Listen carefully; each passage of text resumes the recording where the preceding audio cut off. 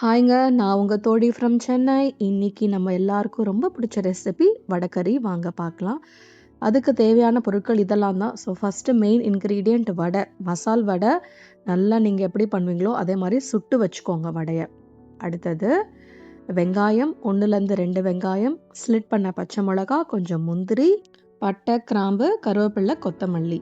அதுக்கு 1லேருந்து 2 அதுக்கப்புறம் medium size தக்காளி, இஞ்சி பூண்டு பேஸ்ட். அரைக்கிறதுக்கு தேங்காய், சோம்பு, முந்திரி இது 3த்தையும் நல்லா மையா அரைச்சி வச்சுக்கோங்க. அடுத்தது என்ன, வதக்கி ஃப்ரையிங் அப்படின்னு ஸ்டார்ட் பண்ணிட வேண்டியதுதான். ஸோ எண்ணெயை ஊற்றி கடாயில் இந்த தாளிக்கிற பொருள்லாம் ஆட் பண்ணிக்கோங்க. முந்திரியும் போடும் போதே தாளிச்சுக்கோங்க.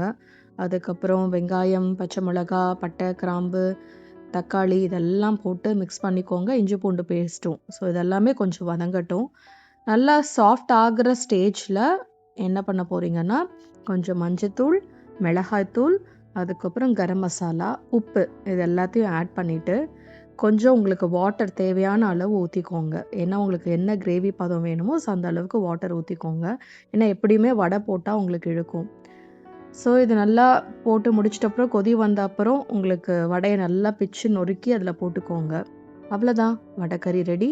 ஸோ நீங்கள் இதை சூப்பரான தோசையோட ட்ரை பண்ணுங்கள். மறக்காமல் எப்படி இருந்துச்சுன்னு கமெண்ட் பண்ணுங்கள். இன்னொரு சூப்பரான வீடியோவில் சந்திக்கலாம். பாய்.